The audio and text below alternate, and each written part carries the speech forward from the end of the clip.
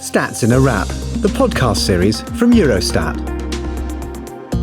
Wiem, że jest kilka takich NGO TV politici. Informazioni devono essere prima vajalik teha sellepärast, et saab. Facts are facts. Welcome to Stats in a Wrap, the podcast all about statistics from Eurostat, the statistical office of the European Union. Today in the Wrap Cafe, we're in political mood and contemplating the meaning of truth. Do you trust what you read in the media? Do you trust your elected political representatives to always tell the truth? And what do you do if you want to check the truth of their claims? This is a bumper year for elections. We've just had the Indian poll with nearly 1 billion people eligible to cast their ballots. There's the European parliamentary vote, just gone of course, and everyone knows Americans will choose their president in November. But there are also democratic mandates being sought in Algeria, Ghana, Mauritius, Namibia, Chile, Jordan, Georgia and Lithuania. In fact, there are 64 major elections globally in 2024, and by some estimates, nearly half the world's voters will have chosen their political representatives before the year is out. Informed debate has never been so important, but the job of informing debates with accurate reporting and balanced analysis is a tough one. As never before, journalists have to battle with disinformation and misinformation online as voters try to get to grips with the issues that affect them.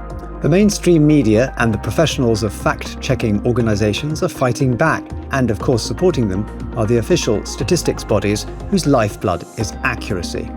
To help us understand the world of political misinformation, news reporting, fact-checking and the work of official statisticians, we have 4 highly qualified individuals in the Wrap Cafe today. Paweł Topolowski is chief editor of the Polish fact-checking organisation Demagogue and a governing board member of the European Fact-Checking Standards Network.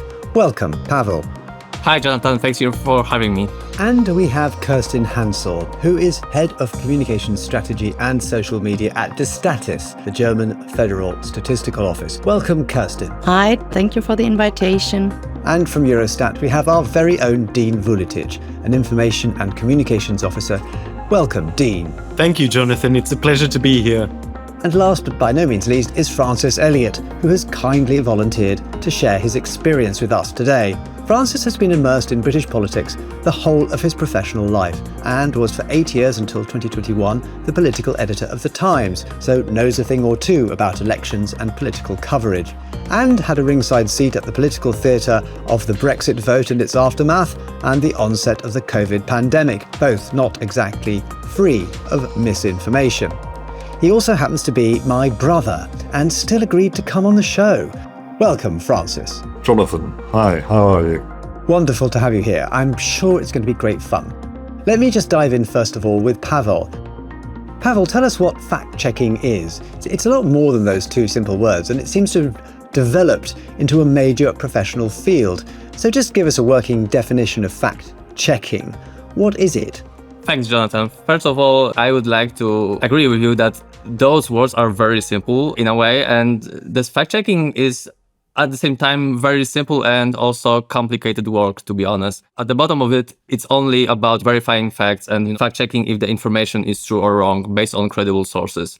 We are dealing with an ever-increasing amount of misinformation and disinformation that is happening all around the internet and also on the media. We are also seeing the increasing level of mistrust towards legitimate media, towards mainstream media, towards legacy media, and that's where people are starting to turn their information consumption from social media platforms to other sources of information, and that's where fact-checking is really coming into place. So on that subject, tell us a bit about Demagogue and how you work. You obviously have a team behind you and you're part of the founding leadership. So perhaps just tell us a little bit about Demagogue and how it works.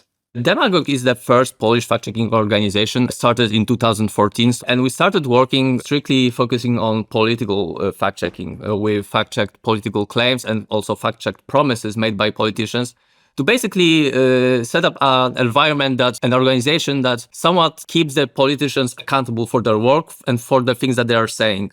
How do you actually reach people to correct their misapprehensions about something, say, like COVID vaccines, or expose or debunk myths about immigration? Because presumably most people who use social media don't also then check the Demagogue website to see whether they've seen something that's correct or not. How do everyday people encounter Demagogue in Poland? We cooperate with social media platforms like Meta and TikTok in order to actually provide the information, the credible information, our content to the users on those platforms. When you experience a misinformation that we are fact-checking on Facebook, for instance, there is a label that links to our article. You can read it, learn about why this particular piece of information is false or manipulative or partly false. We are also trying to promote media literacy among all various groups in our society in order to build strong misinformation resilience. It's not only about fact-checking, it's not only about debunking, it's also about critical thinking. We have to be vigilant, we have to stay focused, we have to stay critical, and basically our goal is that everyone can become a fact-checker and everyone should be a fact-checker in their own lives.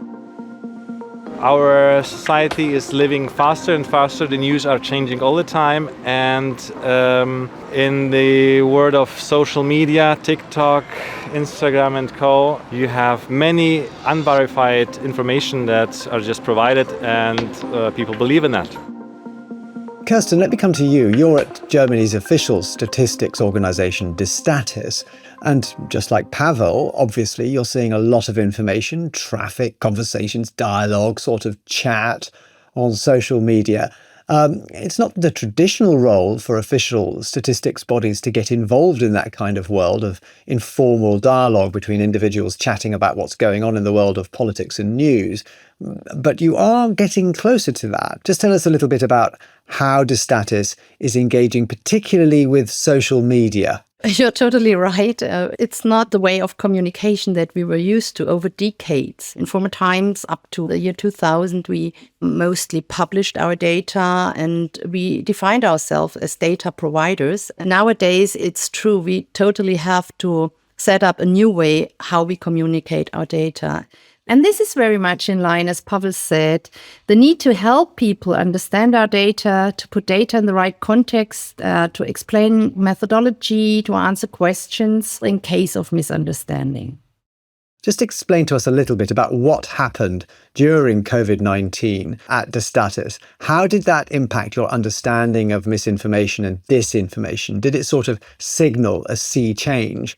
And did you then start to rethink because of COVID-19? We were all very much influenced by what happened during COVID-19. Yeah, and I guess nearly every part of civil society, of institutions, we all had to realize that how important data is and reliable data is, and as well how we as official institutions have to deal and have to communicate our data. And I guess in Germany in particular, for us, it was the first time that we were confronted with distrust. I mean, disinformation we never really had a problem with based on misunderstandings or a wrong interpretation of statistics or these cases. And then all these discussions about the reliability and the truth of data came up during COVID.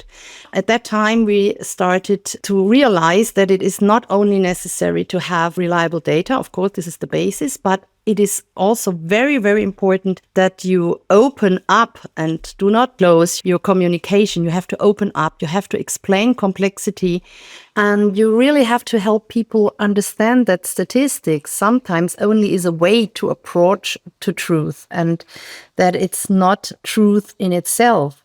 And there can be mistakes in statistics as well. This was our lesson learned, and this is what we now try to integrate in our daily communication on social media. The issue of trust is fascinating. We know in public attitude surveys that trust has declined in traditional media, it's declined in government, and there persists the illusion among some people that statistical institutes like yours are actually an arm of government, that you're not independent, that you take orders from government politicians. Do you find that? I mean, has that been your experience, that you actually have to keep telling people, no, we are the awkward people who publish statistics when we know it's right and we don't take our instructions from politicians? How does that stack up? Is that what you find? Yes, indeed. This is what we're confronted with from time to time, that we are only part of the system. denying it and telling we are politically independent doesn't help that much, because if people do not trust in your institution, you won't really succeed by convincing them, but you can trust us.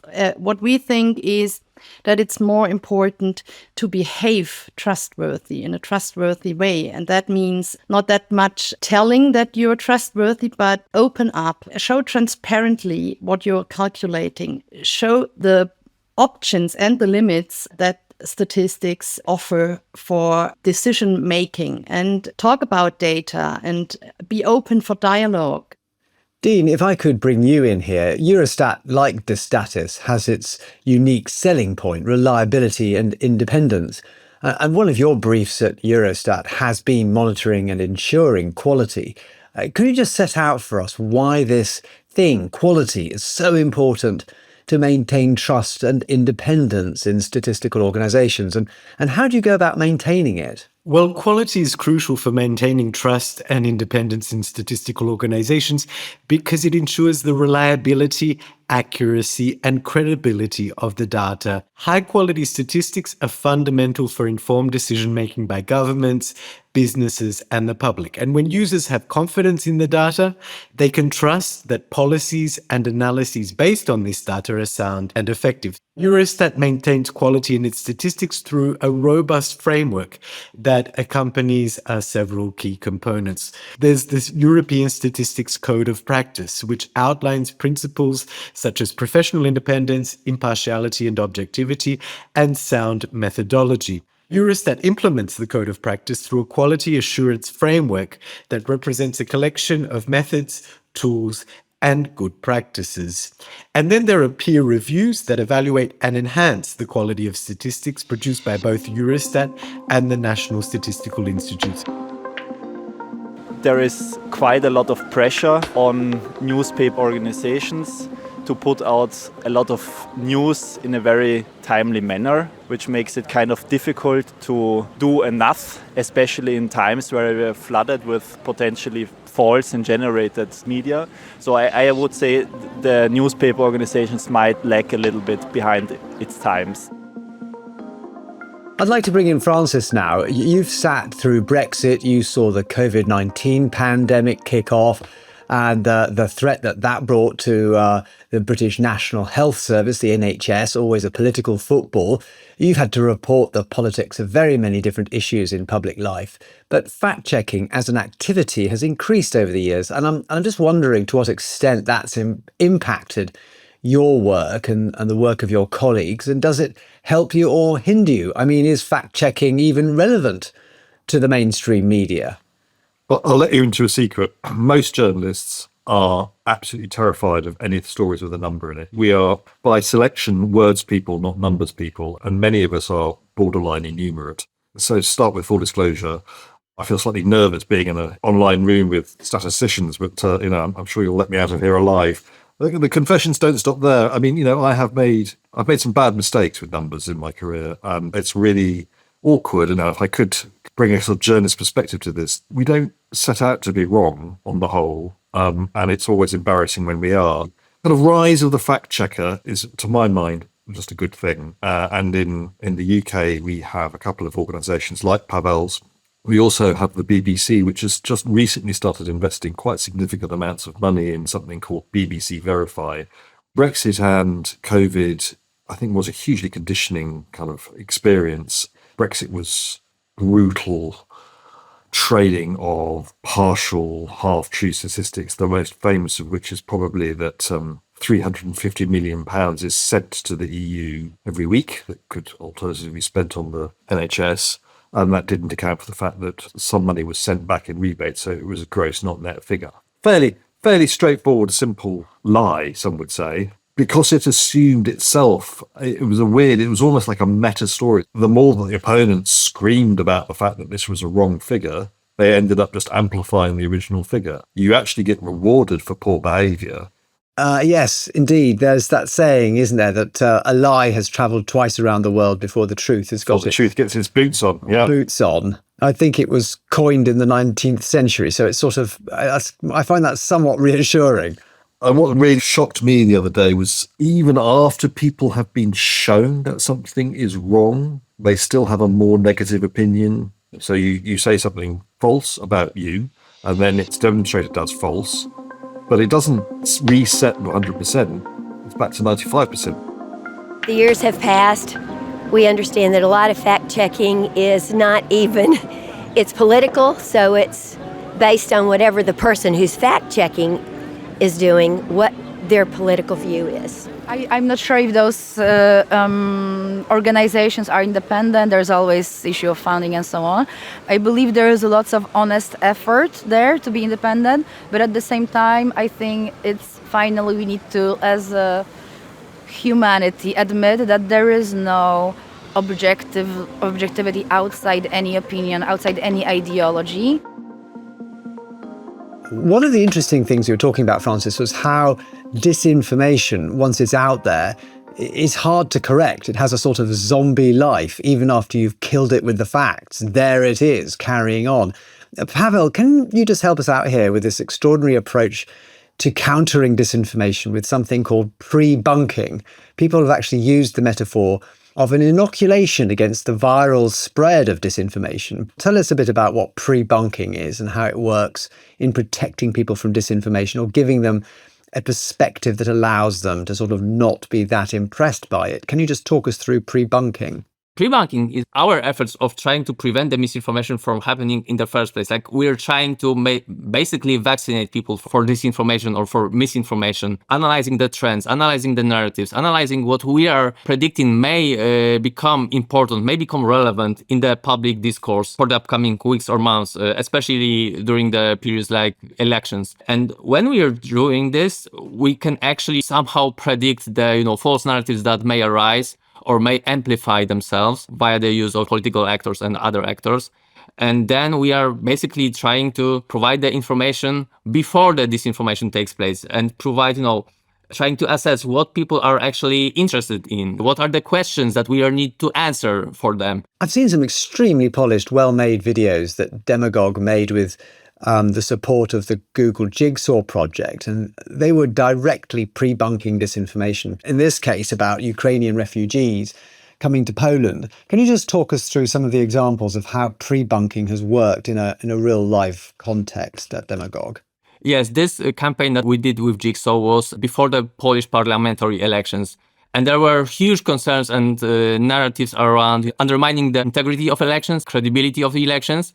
And one of the main driving narratives that we've observed was that people were starting to believing or starting to spread information that Ukrainian refugees coming to Poland from the Ukraine, escaping from the war, will actually be eligible to vote in those elections. And thus will manipulate the outcome. The elections will become a great fraud. And we knew that those narratives were based on some information that were manipulated, but otherwise they were true. For instance, that Ukrainians were getting their PESEL numbers, which is like ID number in Poland that you need to have in order to attend any formal business or social security, etc., etc. No way this can translate into being eligible to vote because you don't have citizenship. So this was quite obvious and quite easy narrative to debunk or pre-bunk in that regard. I would expect it did work, but were you able to measure how much or whether it worked? I mean, they're very persuasive, short videos, really quite easy to take in and understand, and they're very engaging.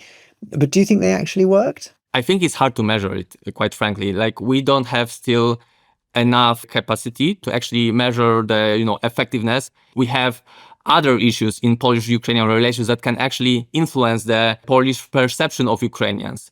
And this is actually happening right now. So we are seeing the decrease of support towards Ukraine and towards the EU in general in Poland because of the political issues, because of the issues with the European Green Deal, agriculture issues, the imports of agricultural products from Ukraine, grain issue that we had in Poland. So those are the factors that come into the very complicated situation that makes the overall assessment of such campaigns quite hard to quantify. In the European election, for sure, people could spread misinformation because it's like personal interests, I guess. It's it's difficult to judge. I talked a little bit earlier about the fact that we're in a bumper year for elections. Nearly half the world's voters are going to the polls. Kirsten, I have to ask you, we've had the European parliamentary elections and you've got 3 state elections in Germany in September coming up. Do you find that there are hot button issues at election time that trigger statistical claims and then you have to sort of step in and put the record straight, so to speak? In terms of disinformation, it's always about climate change, about migration, about gender pay gap, but it's not different from what is going on in general. How do you manage at the status to appear independent when debates heat up and you're facing different claims and counterclaims and arguments where people are claiming that right is on their side and they've got all the facts? Do you have to put information out there that clarifies these debates at election times? We do not change our dissemination habits. This is one part of the political neutrality. We cannot avoid talking about issues and we cannot start talking about special issues around elections. We always release the data if new data is available. So this is part of our political neutrality, that we are not focusing on which data is now needed to prepare the elections or discussions around elections, because the data themselves can be very political if you release them at different days or different occasions. I think normally journalists just want to have the scoop, to have the last information, so maybe sometimes they don't really care about if the information is real or not, or maybe if it's really accurate. So they just want to tell the scoop and then maybe they check later on. Francis, when you're gearing up for an election in the UK, a national election, what was the atmosphere like in your team? How did it change? Did it feel like you're all jockeys kind of waiting for the start of a race? Or how did your work change in terms of handling contested facts and having to deal with people ringing you up at all hours, half bullying you, half manipulating you? How did you handle all of that? How does it change? I mean, it just does become a lot more tense, and you're not just within the teams, and that this is your kind of moment. Your coverage of these 3 to 4 weeks is going to be how you are judged by your bosses. It's also tense between the different party. As political editor, I would get shouted at pretty much every night when the paper dropped by one or the other of the main parties in the UK, and I considered it a badge of honour if that happened, and I want to be shouted at by both of them. But it didn't make for a pleasant period. It's not kind of well. Yes, I mean, if you're annoying both sides at the same time, you can be pretty sure you're getting it right, can't you? I took particular pleasure if they were annoyed because I had not fallen for some obvious piece of spin. Pavel, the media is very politically polarized in Poland. You have essentially to be, just like Francis at Demagogue, a friend to no one. You're in the business of putting the record straight and telling people when they've got it wrong. How do you handle Demagogue's position within the Polish media ecosystem? The situation is very tense in Poland in terms of that. People tend to listen only to the media that is aligned to their ideology, to their political spectrum, to their political point of view. We are trying to build the bridges and not the gaps. We are trying to make this conversation between the media and also provide people with, additional context and to encourage them even to read the media that they don't agree with in order to get better understanding of the situation and not fall into this, rabbit hole, this information bubble. But it's hard. Fact-checking as a professional practice has developed rapidly over the last few years. The pre-bunking work with Jigsaw and Google, for example, highly professionalized and slick and looking very, very good. You've been in this field for 10 years now, Pavel. I mean, how has it changed both in Poland and in, other European countries, your sort of international network? Obviously, there was quite a huge development of fact-checking work in those years. We've actually developed very high level of standards for our work, international standards, both for International Fact-Checking Network, which is like the global organization that gathers all of the fact-checking community. And we have to adhere to basically prove ourselves that, we are credible, we are transparent, we are non-partisan in our work. We are currently building a common repository facilitating by the European Fact-Checking Standards Network, which is the Elections 24 check that gathers all of our fact checks, all of our work in the context of European elections, and also in the context of European Union in general. This is a very well-made repository that I all encourage to check. All of our organizations from the Europe are committing to this effort. Such cooperations, such projects were also present during the COVID pandemic. There was a Coronavirus Facts Alliance that was global collaborative work of all of the fact checkers around the world on COVID misinformation. With that kind of relations, with that support from other fact checkers from other countries, I think our work is much better, and we can also detect and track misinformation in a more effective way. Do we need fact-checking? So in my opinion, especially in today's times, it's incredibly important because of the large language models and social media and uncensored, which is of course also good, but arises the risk that a lot of fake news is being published, and especially in politically, let's say, turbulent times, this might be quite a problem. AI is producing whatever you need, whatever you want.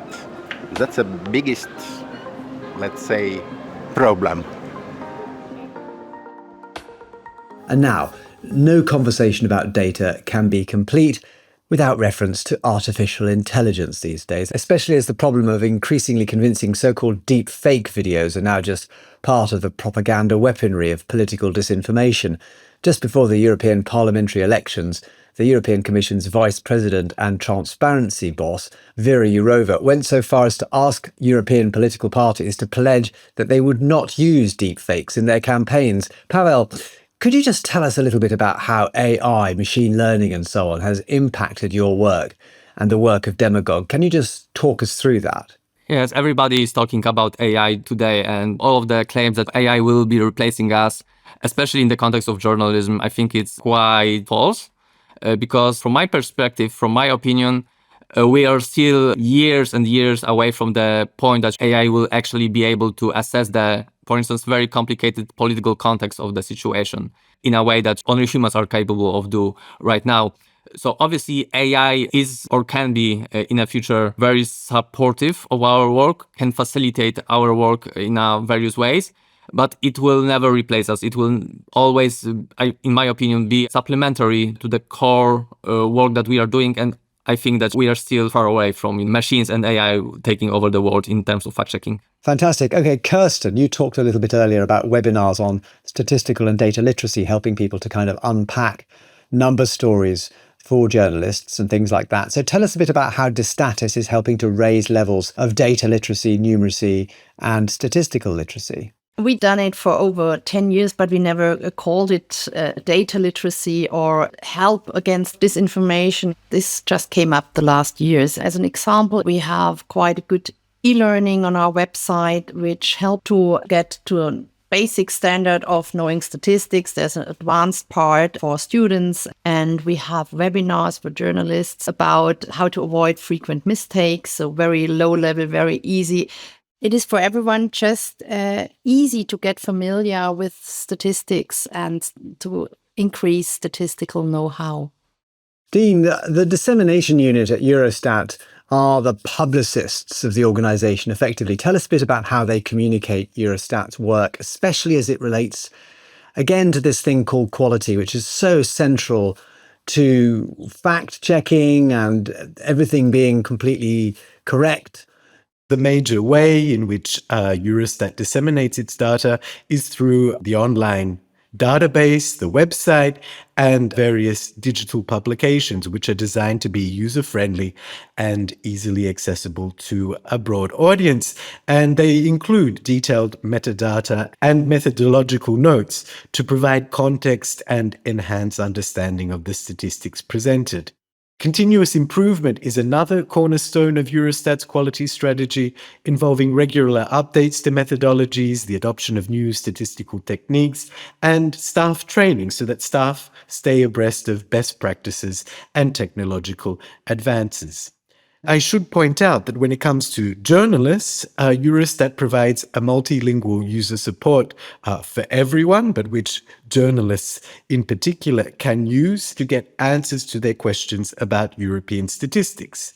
And I should emphasize that Eurostat is part of the European Commission's efforts to tackle disinformation and foreign information manipulation. We've just had the European elections, and with regards to those, Eurostat set up a special data and fact-checking corner for the elections. It was available for a limited time period, and it served journalists and fact-checkers. It gave them answers about data and statistics on the EU. So when journalists and fact-checkers had questions, they could send an email to Eurostat and they received a quick response to their inquiry. So this was a service set up especially for the European elections. Well, we're out of time, unfortunately. It just remains for me to say thank you very much to our wonderful guests. I'd like to say particular thanks to Paweł Topiłowski at Demagogue. Paweł, it's been great to have you on the show. Thank you for joining us. It's been a pleasure, Jonathan. Also, a big thanks to Kerstin Hansel from Destatis, the German Federal Statistics Office. Thank you so much for joining us today. It was a pleasure. Thank you. And Francis Elliott, former political editor of The Times. Thank you, brother, for coming on and giving us the benefit of your wisdom. I wish we could have talked more. I learnt a lot. Thanks a lot. Fantastic. Okay. And finally, Dean Vuletic from Eurostat. Thank you very much also for joining us today. Thank you, Jonathan. It's always a pleasure to be part of your podcasts. And thank you, everybody, for a wonderful discussion. Very, very stimulating.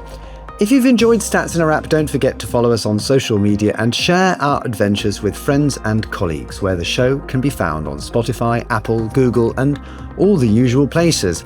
And of course, join us for the next edition, when we'll be dishing up more flavoursome insights from Eurostat. This time, about how stats is being helped by technology, especially artificial intelligence, which also goes by the less glamorous name of, well, applied statistics. Join us then. But for now, goodbye.